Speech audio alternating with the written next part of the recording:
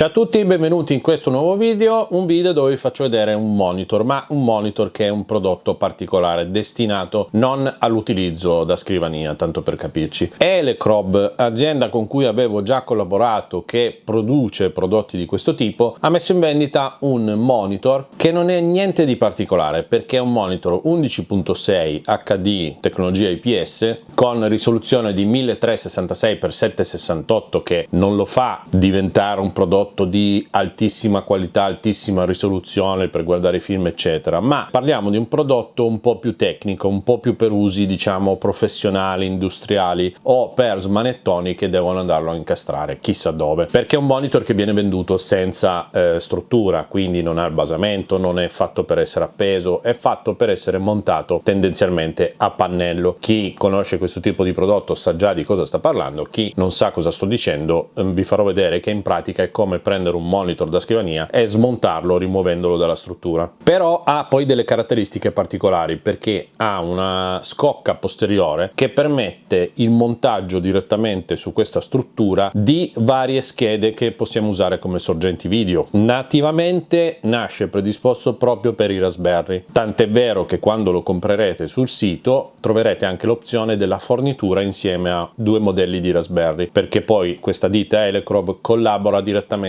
con la produzione dei Raspberry. Ma nulla vieta di montare anche altre schede e sul sito troverete tutta una lista di compatibilità nella scheda del prodotto di quali schede riuscite a mettere dietro. Ma un'altra caratteristica importante è che è touchscreen, quindi oltre ad essere solo video ha il touch che funziona anche bene, che è compatibile con praticamente tutte le piattaforme. Anche qui troverete una tabella di compatibilità, ma funziona praticamente con tutto. Oggi vi farò vedere che lo testo in un ambiente Windows. Nient'altro di particolare, adesso ve lo faccio vedere, lo spacchettiamo, facciamo qualche test, ma prima cliccate iscriviti così rimanete connessi su tutte le ultime novità e come vedete tratto tantissimi argomenti e soprattutto mi dareste una mano a far crescere il canale. Buon video, ci vediamo alla fine per le conclusioni, i prezzi, come comprarlo eccetera. Crovision, monitor IPS, touch capacitivo multipoint, compatibile con vari sistemi, struttura posteriore per fissarlo in molti modi, scheda madre con possibilità di conversione di funzione e c'è anche un'uscita. Nella scatola troveremo un alimentatore, un cavo USB-A, USB-C, USB-A micro B, HD che diventa mini HD, micro HD verso mini HD, viti manuali eccetera.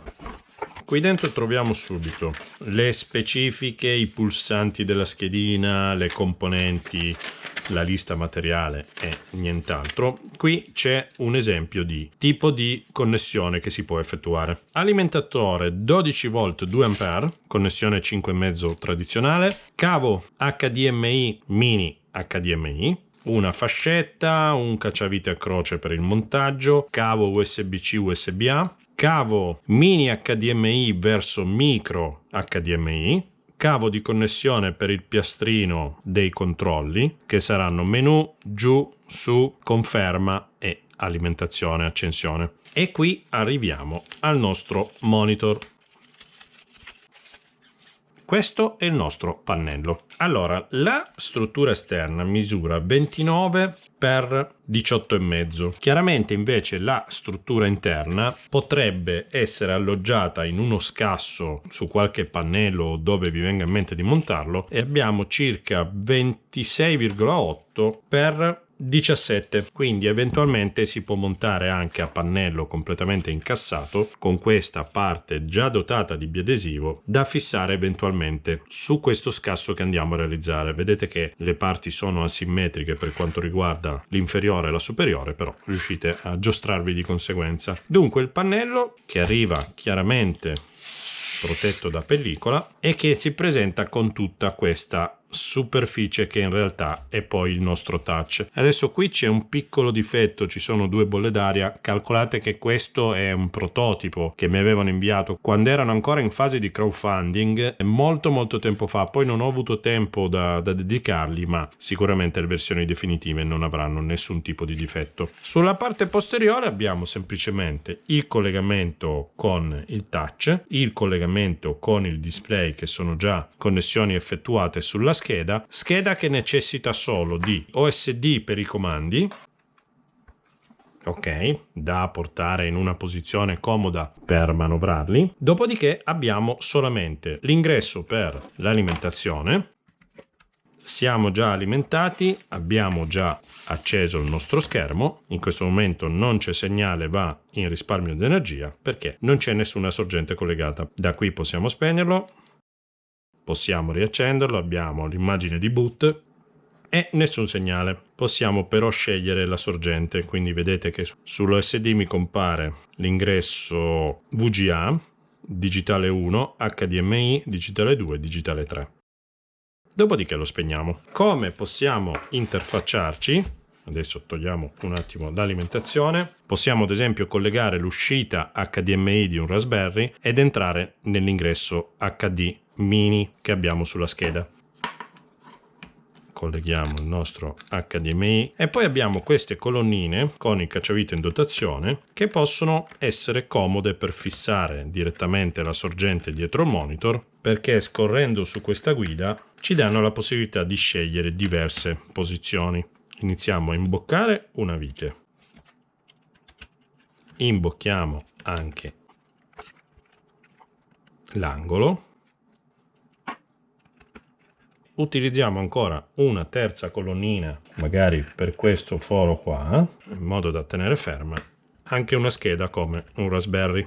Poi qui abbiamo un'uscita 5 volt ausiliaria per alimentare questa che può essere ad esempio la nostra scheda del Raspberry, quindi colleghiamo un cavo USB all'ingresso 5 volt della nostra scheda. Noi in questo momento potremmo già essere operativi per alimentare il tutto. Diamo 12 volt, si alimenta anche il Raspberry, accendiamo il monitor, il Raspberry sta facendo il boot, spengo un attimo la luce in modo da vedere meglio. Ad esempio adesso siamo riusciti a caricare Home Assistant, che una volta in esecuzione non bisogna diciamo interagire a livello pratico col monitor, però già solo in fase di installazione o per vedere se ha comunque caricato, avere un Raspberry collegato a un monitor può diventare molto comodo. Poi questo è un utilizzo limitato del Raspberry, poi chiaramente chi lo usa per altre applicazioni gli verrà molto più comodo sfruttare una soluzione del genere. Ok, chiaramente monitor che si può usare tranquillamente anche in ambiente Windows, in questo caso Windows 11. Chiaramente per far funzionare il touchscreen bisogna collegare il cavo USB. Cavo micro USB collegato sulla scheda, la parte del Type A la colleghiamo al computer. Ok, vedete che il touch funziona subito, immediatamente. Quindi senza neanche autorizzare la richiesta di un driver o fare qualcosa, il touch del monitor viene preso immediatamente dal computer. Riusciamo quindi a fare il click, il doppio click. Se teniamo premuto azioniamo il tasto destro e riusciamo quindi a fare tutto tranquillamente senza avere neanche bisogno del mouse. Proviamo un attimo a capire come si vede questo schermo, quindi usiamo tranquillamente il touch, facciamo partire un video, lo possiamo anche mettere a tutto schermo e vediamo cosa riusciamo ad apprezzare.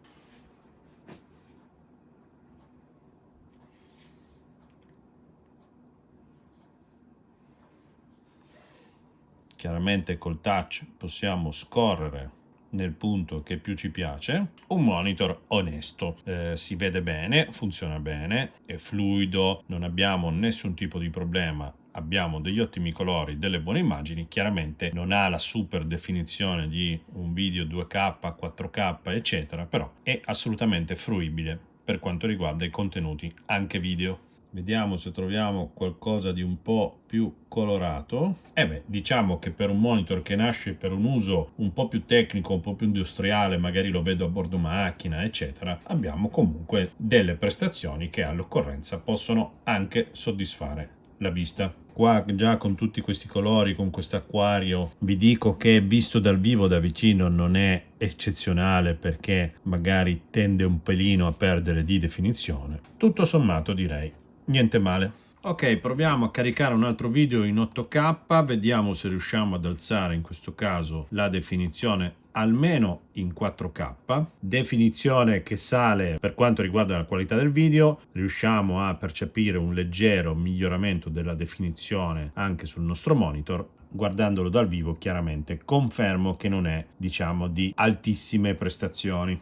Ok, vi ho fatto vedere questo prodotto che secondo me per qualcuno può essere una risorsa, perché magari stanno studiando qualche progetto, qualche applicazione dove c'è necessità di avere un prodotto di questo tipo. Costa relativamente poco, costa 110 euro sul sito, poi ci sono circa 15 euro di spedizione con la spedizione più lenta, ed è un prezzo secondo me a fuoco per quello che può darvi, per le funzionalità che ha e soprattutto se è utile per il progetto che state sviluppando. Questo è tutto, vi lascio in descrizione i link per arrivare al prodotto, alla scheda tecnica, mi raccomando leggetela perché trovate tutte le compatibilità sia fisiche che hardware. È molto comodo con prodotti come Raspberry perché va anche ad alimentarlo direttamente, quindi con un solo alimentatore fate tutto quanto. Insomma, secondo me può risolvere delle situazioni. Ve l'ho fatto vedere, se ve ne serve uno posso darvi il mio, contattatemi in privato. Noi ci vediamo al prossimo video, prossima diretta. Se passate al negozio da Torino vi offro un caffè. Grazie, ciao da Massi Dattoli.